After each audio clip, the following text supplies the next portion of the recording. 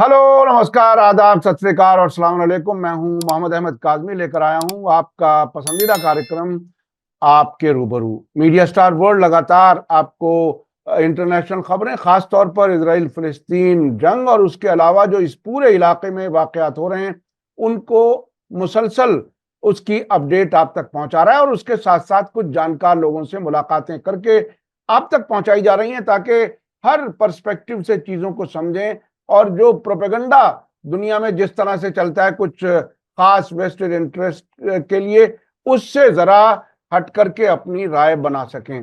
इस वक्त Donald Trump middle east के दौरे पर हैं। वो सऊदी अरब, उसके बाद कतर, कतर से अब वो जाएंगे यूएई। उन्होंने कुछ बड़े बड़े ऐलान किए हैं। एक तो सीरिया पर पाबंदियां खत्म करने का ऐलान किया, लेकिन साथ साथ ये भी कहा कि अब सीरिया इजराइल से ताल्लुकात नॉर्मल करेगा।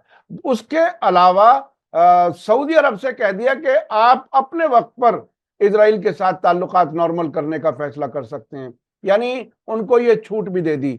उधर इजराइल के अंदर ये बेचैनी है कि ट्रंप लगातार फैसले कर रहे हैं जिसमें इजराइल को दरकिनार किया गया है, जिसमें हमास के साथ जो कैदी को, अपने अमरीकी कैदी को आजाद करने के लिए डायरेक्ट बात की है, उस पर उन्हें ऐतराज है। उधर हुथियों के साथ, यमन के हुथियों के साथ अमेरिका ने एक तरह से मुआहिदा किया है, उस पर भी उन्हें ऐतराज है।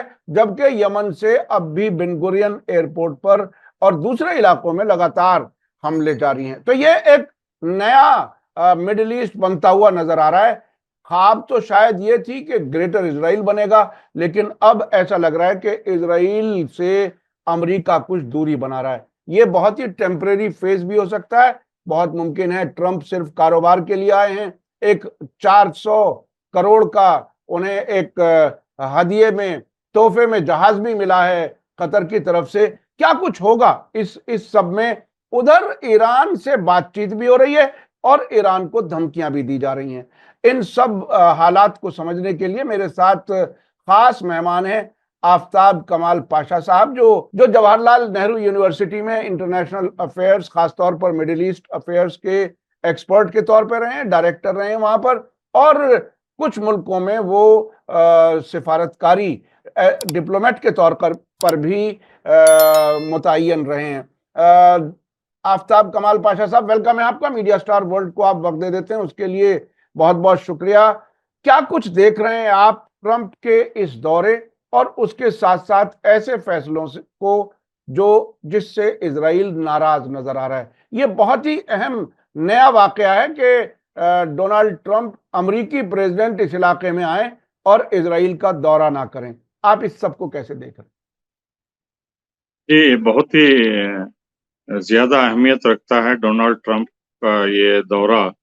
तीन मुल्कों का, सऊदी अरेबिया, इमारात और कतार, जो कि पिछले टर्म में, फर्स्ट टर्म में भी उन्होंने रियाद का पहला बैरूनी दौरा किया था, जहां जीसीसी के लीडरान और ओआईसी के लीडरान भी मिले थे। काफी बड़ा मजमा था लीडरों का, और काफी महत्वपूर्ण मीटिंग थी। तो इस बार भी जो है रियाद में जीसीसी लीडर्स वहाँ हाजिर थे और कई मुद्दों पे बातचीत हुई है। जैसा कि आपने बताया, एक तरफ तो बिजनेस डेलीगेशन को लेके डोनाल्ड ट्रंप आए हुए हैं। सभी टॉप अमेरिका के सीईओस, इलॉन मस्क से लेके बड़े बड़े कॉरपोरेट हेड्स भी उनके साथ शामिल हैं, बोइंग के वगैरह वगैरह। और इससे कई एग्रीमेंट्स रियाद में साइन हुए हैं। और बताया जाता है कि तकरीबन 200 बिलियन डॉलर के सिर्फ हथियार सऊदी अरब अमेरिका से खरीदेगा, जो कि हाल के दिनों में ये बहुत बड़ा सौदा है, बहुत बड़ा डील है, बहुत कामयाब डील ट्रंप इसको बता रहे हैं।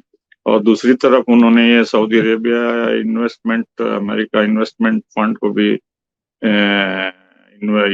ये लीडरशिप बताई, और वहाँ लेक्चर के दौरान उन्होंने कहा कि हम जो भी टेक्नोलॉजी सऊदी अरेबिया चाहता है आर्टिफिशियल इंटेलिजेंस और हाई टेक इंडस्ट्रीज में हम मुहैया करेंगे, और हमारी कंपनी जो भी हैं उनके साथ मिलकर काम करेंगे। और जो सऊदी अरेबिया का गोल है कि उनका निर्भर तेल और गैस पे कम करें और इंडस्ट्रियलाइजेशन प्रोसेस को आगे बढ़ाएं, हम उनकी हर मुमकिन मदद करेंगे। और दूसरी बात यह है कि पॉलिटिकल तौर पे उन्होंने दो महत्वपूर्ण बातें बताई।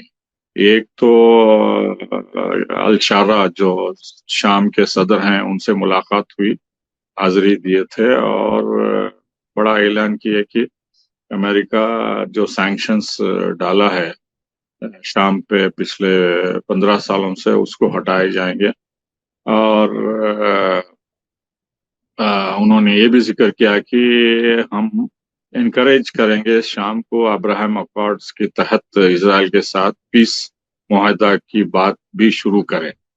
तो ये बहुत ही ज्यादा माने रखता है, क्योंकि उसी लहजे में उन्होंने कहा कि मैं तुर्की के सदर एर्दोगान से भी बात किया और हम दोनों मुत्तफिक हैं कि हम दोनों मिलके सऊदी अरेबिया के साथ जो भी रिकंस्ट्रक्शन होना है शाम में हर मुमकिन कोशिश करेंगे, चाहे वो मकान दोबारा बनाना है और इंडस्ट्रियल प्रोडक्शन दोबारा बहाल करना है और दूसरे चीजों को लेके।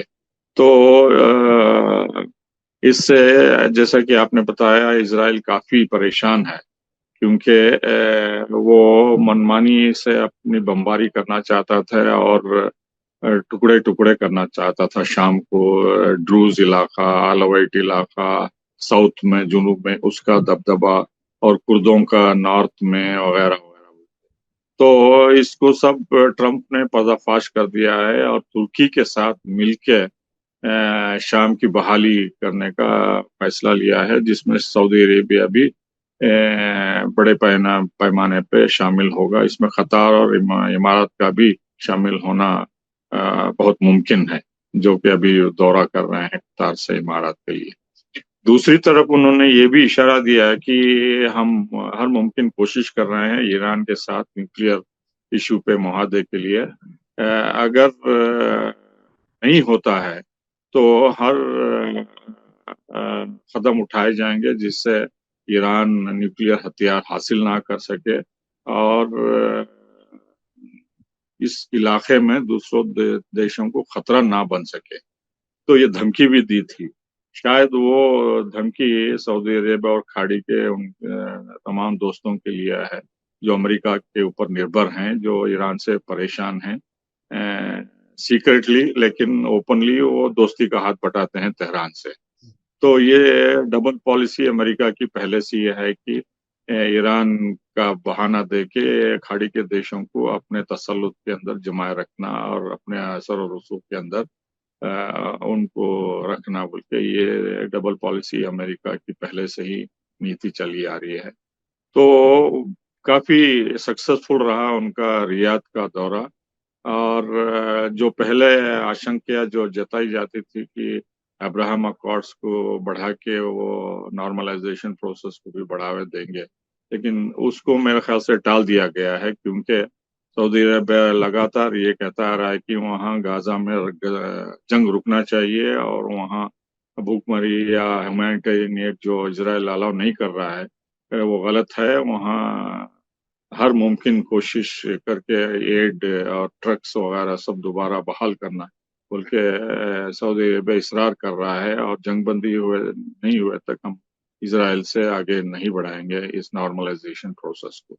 तो जो सऊदी अरेबिया चाहता था वही हुआ, और अमेरिका मेरे ख्याल से कोई दबाव नहीं डाला इसके ऊपर। इससे ये भी संकेत मिलता है कि ट्रंप जो है वो बिजनेसमैन है, तो वो बिजनेस बढ़ाने के अंदेशे से वो रियाद और दूसरे खाड़ी देशों को गए हैं। क्योंकि इसराइल को सिर्फ अमेरिका मदद करता है, चाहे वो फाइनेंशियल हो या मिलिट्री हो, तो खाड़ी के देशों से वो उनको फायदा होता है। तो इसलिए जो है धीरे धीरे वो इसराइल को खाड़ी की देशों की पॉलिसी की तरफ वो इसराइल को नज़रअंदाज करते आ रहे हैं और हमास से भी डायरेक्टली बातचीत कर रहे हैं। और उनके दूत डिप्लोमेटिक एनवॉय स्टीव विटकॉफ, उन्होंने साफ अल्फाजों में कहा है कि इसराइल का प्रायोरिटी बंदूकों को छुड़ाना नहीं है और जंग बंदी के लिए तैयार नहीं है बोल को इल्जाम इसराइल पे लगा रहे हैं, जो कि ये बहुत बड़ी बात है। और इससे साफ जाहिर होता है कि नेतन्याहू जो अलग थलग हो रहा है और जो इसराइल अभी इतनी ताकतवर मानी जाती है उसको भी कुछ हद तक नजरअंदाज ट्रंप कर रहे हैं। लेकिन हमें ये माने नहीं निकालना होगा कि अगर ट्रंप दोबारा लौट के घर जब वापस जाएंगे तो वो यही नीति अपनाएंगे, क्योंकि उनके आसपास उनके मुशीर जो एडमिनिस्ट्रेशन में है वो पूरे जायनिस्ट मेंटालिटी के हैं। चाहे वो सेक्रेटरी ऑफ स्टेट हो या डिफेंस सेक्रेटरी हो या ट्रेजरी सेक्रेटरी हो या जो भी उनके सलाहकार हैं, मिनिस्टर्स हैं, वो सब इतने करीबी हैं इसराइल और जूइश लॉबी के कि अमेरिका के इतिहास में इतना प्रो जायनिस्ट एडमिनिस्ट्रेशन नहीं था, जबकि खुद भी ट्रंप अपने आप को जायनिस्ट बताते हैं, जैसा जो बाइडेन भी बता रहे थे पिछले 4 सालों तक। तो ये जायनिस्ट लॉबी का दबदबा रहेगा। लेकिन धीरे धीरे जो इक्तिसादी हालत अमेरिका में खराब होते जा रहे हैं, उसके लिए टैरिफ का मामला कुछ पेचीदा लग रहा है ट्रंप के जिगजैग पॉलिसी से। तो ट्रेड बढ़ाना चाहते हैं, चाहे वो खाड़ी के देशों से हो या भारत पाकिस्तान के सीज फायर को लेके उन्होंने ये भी जिक्र किया कि हम दोनों देशों से तिजारत बढ़ाना चाहते हैं। और तीसरी बात की वहीं से रियाद से उन्होंने कहा कि चीन हमारे से तिजारत बढ़ाने के लिए बातचीत पर राजी हो गया है और चीन अपने मार्केट को खोल दिया है और टैरिफ की बात भी हम कर रहे हैं, जितना कम हो सके हम करेंगे बोल के। तो जो अग्रेसिव पॉलिसी थी ट्रंप की कि चीन हमारा दुश्मन है और हमारे से नाजायज फायदा उठा रहा है ट्रेड में, तो वो जरा नरमी आई है और चीन में लचकदार रवैया अपनाया है, जिससे मेरे ख्याल से बहुत जल्द एग्रीमेंट होगा। कितने परसेंट, 20% या 35% टैरिफ लगेगी। अगर 20 या 35 होता है तो दोनों के लिए फायदा है और दुनिया भी जो एक राहत की सांस लेगी कि ये दोनों बड़े देश ट्रेड वॉर की बजाय मिलजुल के काम करेंगे। तो रियाद से वो कल दोहा पहुंचे। आप जैसे जानते हैं दोहा में अमेरिका के सबसे बड़ा एयर बेस है, हवाई अड्डा है। ऑलमोस्ट 25% कतार उनके कंट्रोल में है, चाहे वो फौजी अड्डा हो या हवाई जहाज की ट्रेनिंग हो, लैंडिंग हो, टेक ऑफ हो। पूरा इलाका ईस्ट अफ्रीका से लेके मशरक़ी वस्ता और साउथ एशिया और सेंट्रल एशिया को पूरा इंडियन ओशन का भी इलाका, बड़ा इलाका यहीं से कंट्रोल होता है और हजारों के अमेरिकी सिपाही हैं और पूरा कम्युनिकेशन का बेस वहाँ है। जो भी हवाई जहाज उड़ते हैं रेडार से कंट्रोल करते हैं, तो बहुत महत्वपूर्ण है अमेरिका की स्ट्रैटेजी के लिए नॉर्दर्न कमांड। तो वहाँ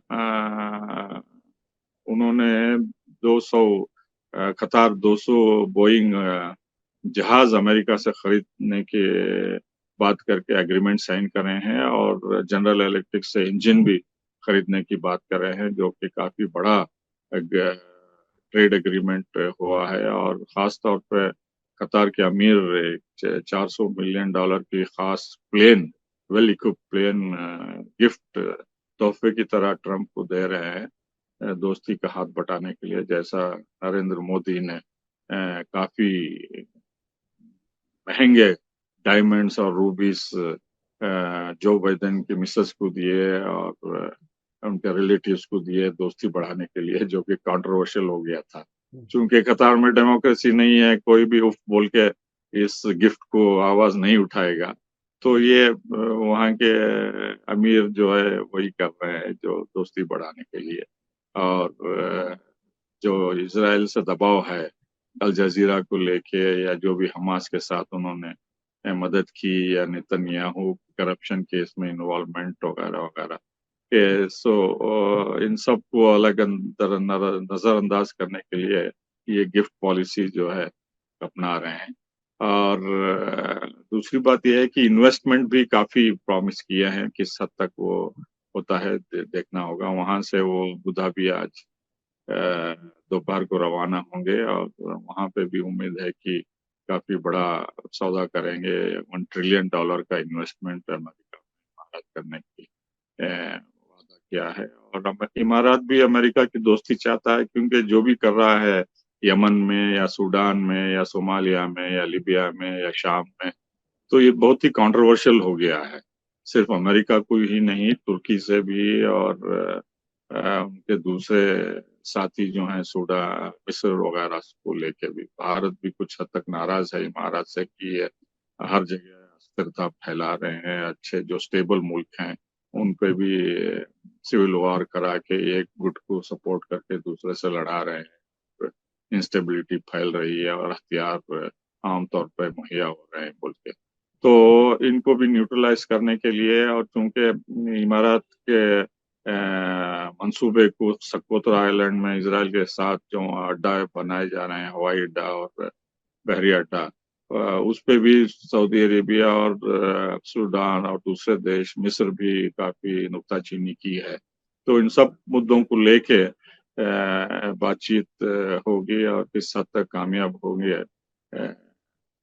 देखना होगा। आफ्ताब कमाल लेकिन पाशा साहब, बेसिक पॉइंट ये है कि अमेरिका इन तीनों देशों के साथ गहरे संबंध हैं, उसको आगे और मजबूत करने की कोशिश करेंगे, और वहां से जितना पैसा हो सके अमेरिका की इकोनॉमी में इन्वेस्ट करने की बात हो रही है।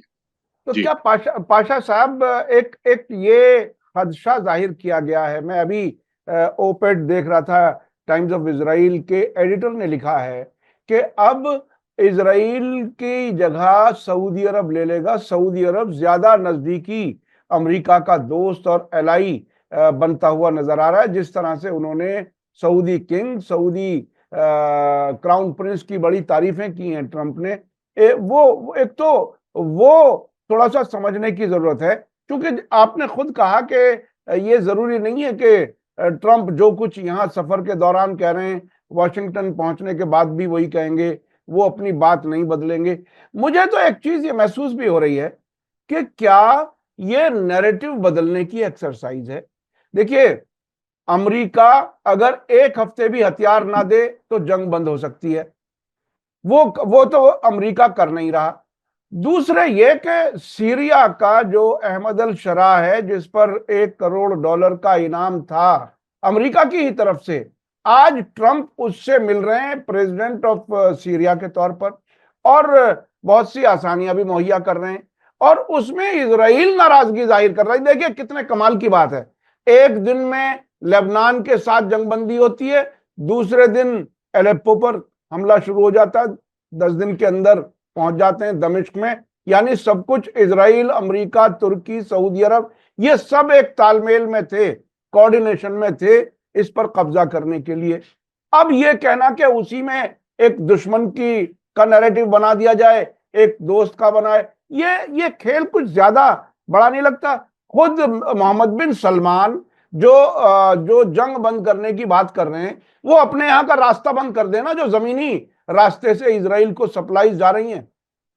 गाजा में एक पानी की बोतल नहीं पहुंच रही, और इनके यहां से यूएई, सऊदी अरब, जॉर्डन के रास्ते से बाकायदा जमीनी ऑल्टरनेट रूट दिया गया, उसे बंद नहीं करते, वहां गाजा पर ये बंद हो जाएगा। तो ये तो अमेरिका और इजराइल, माफ कीजिएगा, अमेरिका और सऊदी अरब खासतौर पर ये अपनी इमेज बिल्डिंग का काम कर रहे हैं, ये सारी बातें करके। क्या दुनिया इतनी बेवकूफ हो चुकी है कि वो एक हफ्ते में ही भूल जाए?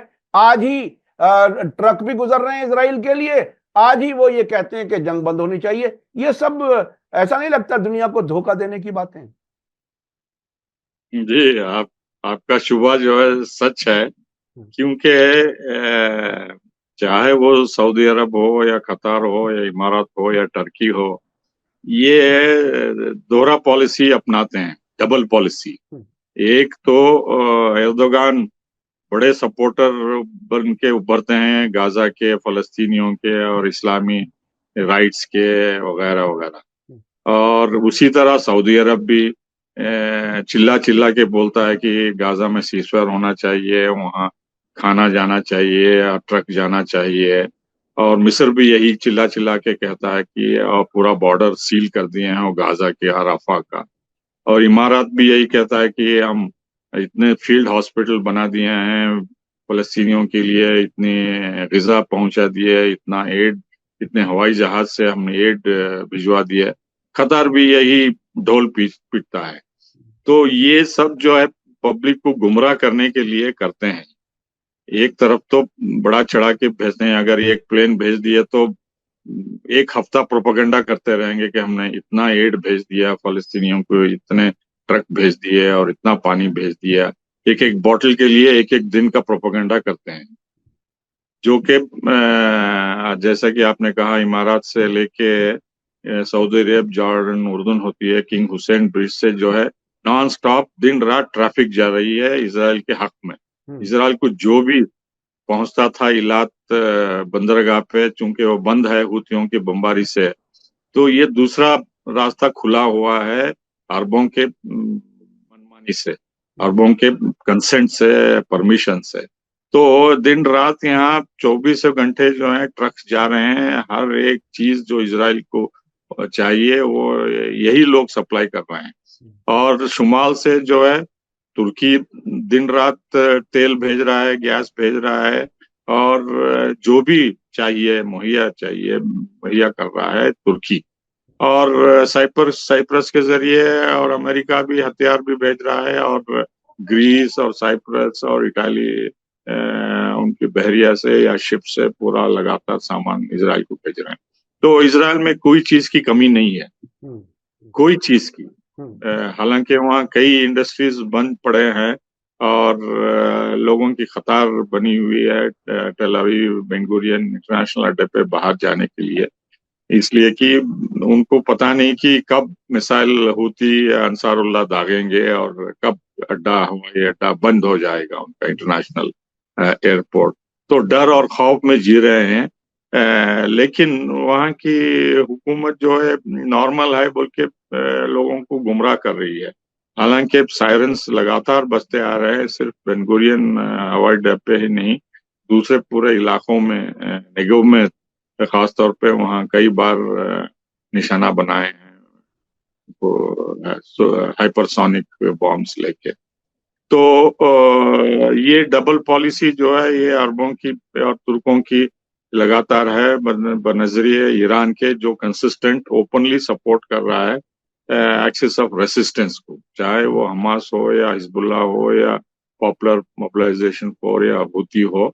इनकी डबल पॉलिसी नहीं है, जो भी करना चाहते हैं खुल के बताते हैं कि ईरान हम क्या करना चाहते हैं, क्यों करना चाहते हैं, कैसे करना चाहते हैं। वो किसी से डरते नहीं है, चाहे वो इजराइल हो, अमेरिका हो या यूरोपियन यूनियन हो।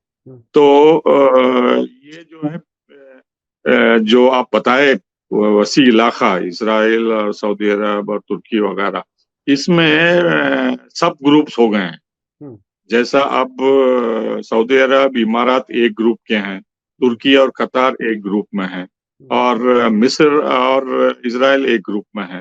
तो अमेरिका जो है इन सब को मिला के अपनी पॉलिसी इस इलाके में बना रहा है, और सबका यही है कि इजराइल को किसी भी तरह खतरा नहीं होना चाहिए कहीं से भी, चाहे तुर्की हो या मिस्र हो या सऊदी अरब हो या शाम हो या कुछ भी हो। तो स्टेबल बनाना है इजराइल को, और सबसे मजबूत पिलर इस इलाके में बनाना है, और दूसरे जो मुल्क हैं इजराइल के इर्द गिर्द घूमते रहें जैसा अमेरिका चाहता है। तो अच्छा उसी अच्छा तरह अच्छा से अब अच्छा शाम को भी इसमें मुलविस करना चाहते हैं। जी अच्छा, एक चीज जो नोटिसेबल रही, एक तरफ तो डोनाल्ड ट्रंप से मीडिया में ये शोर मचाया जा रहा है कि इजराइल से वो दूर हो रहे हैं, नेतन्याहू से दूर हो रहे हैं, और कुछ फैसलों का जिक्र भी हो रहा है। लेकिन इसी विजिट में एक ही सांस में तकरीबन सऊदी अरब से कहते हैं कि आप अपने टाइम पर इजराइल से ताल्लुकात नॉर्मल कर लेना, और अहमद अल शरा से मिलते हैं, उससे कहते हैं कि तुम अब्राहम अकॉर्ड में आ जाओ। यानी वो इजराइल की खिदमत वो बाकायदा करते रहे, और ये भी कह रहे हैं कि मैं जो इस बार इजराइल नहीं जा रहा है, ये कुछ ना कुछ इजराइल के लिए बेहतर ही है। यानी इजराइल उनके दिल से छूटा नहीं है। तो ये खुद दुनिया को, मैं फिर वहीं आ रहा हूं कि इतना दोगलापन के एक सेंटेंस भी पूरा कंसिस्टेंसी के साथ जो ना बोलता हो, उस पर क्या भरोसा किया जा सकता है ये सोचने का कि वो वाकई अमन बहाल करना चाहता है दुनिया में, या वो सिर्फ और सिर्फ डॉलर्स लेता है। वो एक बार ये कहता है कि कतर एक जहाज मुझे गिफ्ट कर रहा है, कोई बेवकूफ आदमी होगा जो उसे एक्सेप्ट ना करे, और हम तो उनको, उनकी हुकूमतें हम बचाते हैं, हम उनको सिक्योरिटी देते हैं, तो कोई बात नहीं, हम भी उनके लिए बहुत कुछ करते हैं, वो भी हमारे लिए कुछ करते हैं। तो ऐसी हालत में मिडिल ईस्ट किधर जा रहा है? ईरान के सुप्रीम लीडर ने कहा है कि ईरान की यह जिम्मेदारी है कि जालिम हुकूमतों का सामना करें, डट जाएं। और ईरान के प्रेसिडेंट का ताजा बयान आया है कि धमकियां हमारे मुल्क के खिलाफ कामयाब नहीं हो सकती। जो ट्रंप ने अब ताजा इल्जाम लगाया है, उसके जवाब में उन्होंने कहा कि हम पर कोई धमकी काम नहीं आएगी। कहां तक, किस तरफ जाएंगे ये सारे हालात? ये जो सारे जीसीसी के लोग मिलकर के साजिश में शरीक हैं, उस तरफ जाएगा, या वो जो axis of resistance Ben Gurion पर हर दिन हमले कर रहा है, वो कामयाब होगा? क्या लगता है?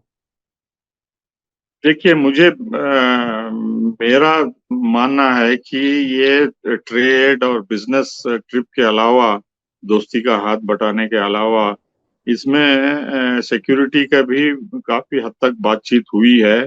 और उनसे परमिशन या कंसेंट जो भी आप इस्तेमाल कर रहे हैं, वो भी हासिल करने की कोशिश कर रहा है ट्रम्प, कि अगर ईरान के साथ न्यूक्लियर इशू पे मुआहदा नहीं होता है तो आप किस हद तक हमारे साथ कोऑपरेशन करेंगे ईरान को अटैक करने में, चाहे आप इजराइल की तरफ से करें या डायरेक्टली हमारी तरफ से करें। आप कितने तैयार हैं, किस हद तक जाते हैं, और किस हद तक अपना इंफ्रास्ट्रक्चर इस ईरान के रिटेलिएशन से बचा सकते हैं। और ये पूरी बातचीत अब खुलेआम हो रही है। ये नहीं कि जब ट्रम्प कहते हैं कि ईरान को हम न्यूक्लियर बम बनाने नहीं देंगे और मिसाइल प्रोग्राम और एक्सिस ऑफ रेसिस्टेंस को डिसमेंटल करने में हम ईरान को कामयाबी नहीं देंगे बोल के, ये सिर्फ दिखावा नहीं है, ये गहराई से बात हो रही है। और जैसा विकीलीक से पता चला, सऊदी अरेबिया खुद चाहता है कि ये सांप का सर जो है कत्लेआम कर दें, कत्ल कर दें। जैसा उन्होंने कहा कि ईरान जो है नाग सांप का सिर है और उसको खदेड़ना है। तो वो जो है मेंटालिटी अभी नहीं गई है। ये जो चीन जो मीडिएशन करके डिप्लोमेटिक रिलेशंस किया, ये मजबूरी से सऊदी अरेबिया ने एक्सेप्ट किया, क्योंकि उनके पास और कोई चारा नहीं था, क्योंकि उनकी दाल यमन में गल नहीं रही थी। हूती लगातार बमबारी कर रहे थे और उनका इंफ्रास्ट्रक्चर को निशाना बना रहे थे। तो वो डर गए, इमारात भी डर गया कि अगर ये हूती के साथ हम मुआहदा नहीं करें, सीज फायर नहीं करेंगे, तो हमारा इंफ्रास्ट्रक्चर निस्तो नाबूद हो जाएगा और हम कंट्रोल नहीं करेंगे। तो उन्होंने हेडक्वार्टर से सीज फायर कर लिया, डिप्लोमेटिक रिलेशंस रेस्टोर कर लिए चीन को मीडिएशन से। तो ये खाड़ी के देश जो है इतने डरे हुए हैं ईरान से, और ईरान की ताकत से, मिलिट्री ताकत से और पॉलिटिकल स्टेबिलिटी से, और सबसे बढ़ के उनकी डिप्लोमेसी से। देखिए, पिछले कई सालों से ईरान के लीडर्स लगातार खाड़ी के देशों का दौरा कर रहे हैं, उनको आश्वासन दे रहे हैं और उनको इत्मीनान दे रहे हैं कि हम आपके ऊपर कोई हमला नहीं करेंगे जब तक आप अमेरिका या इजराइल का साथ हमारे खिलाफ नहीं देंगे, आप महफूज रहेंगे। लेकिन अगर आप उनके साथ हाथ में हाथ मिला के हमारे खिलाफ साजिश करेंगे तो हम उनके अड्डे आपके मुल्कों में नहीं छोड़ेंगे, आजाद नहीं होंगे, और जो भी कोलैटरल डैमेज होगा आपको उसका चुकाना होगा। तो ये अंदरूनी दुश्मनी जो है खाड़ी के देशों की ईरान के साथ, वो अभी भी बरकरार है। और ट्रम्प के ऊपर इतना दबाव है इजराइल का कि वो वापस जब जाएगा तो वही गुण गाना गाएगा जो इजराइल चाहता है, नेतन्याहू चाहता है, ये ज़ायनिस्ट लॉबी चाहता है। और वो सिर्फ ताक में है कि ईरान के साथ मुआहिदा अगर नहीं होता है, चार राउंड डायलॉग के बाद भी, तो वो डिक्लेयर कर दें कि हमने पूरी कोशिश की ईरान के साथ डिप्लोमेसी को बहाल करने की और नेगोशिएशंस को बरकरार रखने की। ईरान लचरता दबाया हुआ अपनाया नहीं है, वो बहुत अड़ा हुआ है न्यूक्लियर एनरिचमेंट को लेके और न्यूक्लियर प्रोग्राम को लेके। और वो न्यूक्लियर एक ना एक दिन बनाएगा बोल के वो दुनिया को पेश करेंगे। और हमारे पास कोई और चारा नहीं है सिवाय कि उसके न्यूक्लियर अड्डों पे बमबारी करके उसको निस्तो नाबूद करेंगे बोलते। तो ये सीक्रेटली ये भी चल रहा है, लेकिन दुनिया को बहाने के लिए, बताने के लिए, बहकाने के लिए, गुमराह करने के लिए ये सब मोटी मोटी बातें कर रहे हैं कि हमने ये ट्रेड एग्रीमेंट कर लिया है और सीरिया पे सैंक्शंस हटा दिया है और इजराइल को नजरअंदाज करके हम गल्फ पॉलिसी बना रहे हैं और वगैरह वगैरह बोल के इसमें सिर्फ लोगों को गुमराह कर रहे हैं। इसमें मेरे ख्याल से कुछ सच नहीं यानी है, लेकिन अमेरिका अंदर अमेरिका अंदर अंदर से तैयारी चल रही है। बिल्कुल बिल्कुल, अमेरिका और इजराइल एक साथ हैं और वो दूर नहीं है और वो ईरान के खिलाफ तबाही की तैयारी कर रहे हैं। मुझे याद आ रहा है कि जब मैं 2003 जंग कवर कर रहा था तो सद्दाम हुसैन को भी सांप का फन ही कहा जाता था कि सद्दाम हुसैन को खत्म कर दें तो तमाम हालात ठीक हो जाएंगे। बहरहाल जिस किस्म के हालात बन रहे हैं उसमें ईरान से जंग का खतरा है, आपने ये बताया। और यह भी बताया कि इजराइल और अमेरिका, ट्रंप और नेतन्याहू की दूरी की जो बातें चर्चा हो रही है मीडिया में, उस पर कोई भरोसा नहीं किया जा सकता। डोनाल्ड ट्रंप जब वापस पहुंचेंगे तब वो फिर वही जायनिस्ट वाले ही एजेंडे पर काम करते हुए नजर आएंगे। बहुत बहुत शुक्रिया जनाब आफ्ताब कमाल पाशा साहब। अगर कोई बात कंक्लूजन के तौर पर अगर आप कहना चाहें इस पूरे इलाके के डोनाल्ड ट्रंप की विजिट और फ्यूचर के बारे में, अगर कुछ मुख्तसर आप कहना चाहें आखिर में। जी, मैं यही कहना चाहता हूँ कि ये दोहरा पॉलिसी अमेरिका की जो है अब वहाँ के लोग समझ चुके हैं और वहाँ काफी नाराजगी है। सिर्फ इस बात को लेके नहीं कि गाजा में जंग अभी जारी है और अमेरिका इस पे कुछ खास कार्रवाई नहीं किया है इजराइल को कंट्रोल करने की। और दूसरी बात यह है कि हमारे देश, हमारे रहनुमा, चाहे सऊदी अरब में हो या इमारात में हो, कतार में हो, ये अमेरिका के साथ मिले हुए हैं, इसमें शामिल हैं इजराइल के साथ डायरेक्टली या इनडायरेक्टली। और ये हमें गुमराह कर रहे हैं और ये सिर्फ हमारी जो दौलत है उसको अमेरिका में इन्वेस्ट करने की और उनकी तिजारत बढ़ाने के लिए, उनकी मुफाद की बढ़ाने के लिए ये इस्तेमाल कर रहे हैं।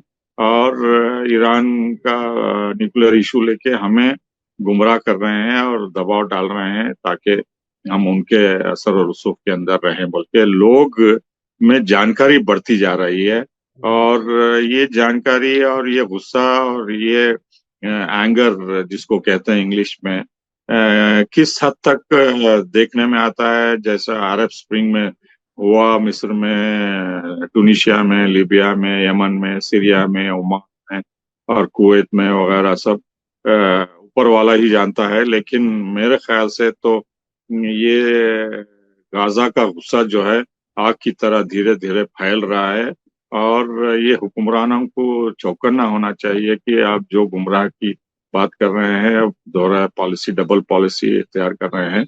आप शीशे के महल में बैठे हैं और दूसरों पे आप पत्थर मत फेंकिए क्योंकि आपका भी खतरा हो सकता है। जी, जी। अरब हुकूमतें खतरे में आ सकती हैं, वहां के अवाम में बहुत गुस्सा है। एक तरफ गाजा से तस्वीरें आ रही हैं, भूखे बच्चे मर रहे हैं, और इस तरफ यहाँ बाकायदा 400 करोड़ का जहाज तोहफे में दे दिया जाता है और खरबों डॉलर के सौदे कर लिए जाते हैं वहां से हथियार खरीदने के लिए और दूसरे कारोबार करने के लिए। बहुत बहुत शुक्रिया, आपने हमें वक्त दिया। मैं अपने दर्शकों से कहूंगा कि आपको आज का ये वीडियो कैसा लगा, क्या आपको जानकारी जितनी नई मिली है, क्या आपको ये नई जानकारी लगी और ये अलग पर्सपेक्टिव से चीजें सामने आती हैं तो लोग ज्यादा बेहतर समझ सकते हैं। हम इसी इरादे से अलग अलग जानकारों से, एक्सपर्ट से बात करके आप तक पहुंचाते हैं। आप अपनी राय कमेंट्स में जरूर लिखें और ज्यादा से ज्यादा लोगों तक इस वीडियो को शेयर करें ताकि सच्चाई और हकीकत ज्यादा से ज्यादा लोगों तक पहुंच सके। बहुत बहुत शुक्रिया एक बार फिर पाशा साहब। इसी के साथ मुझे दीजिए इजाजत। धन्यवाद, शुक्रिया। जय भारत, जय हिंद। मीडिया स्टार वर्ल्ड के और वीडियो देखने के लिए हमारे चैनल को सब्सक्राइब करें और सीधे नोटिफिकेशन पाने के लिए बेल आइकन दबाएं। और अगर हमारी खबर सच्ची और अच्छी लगे तो अपने व्हाट्सएप, इंस्टाग्राम, फेसबुक और ट्विटर अकाउंट पर जरूर शेयर करें।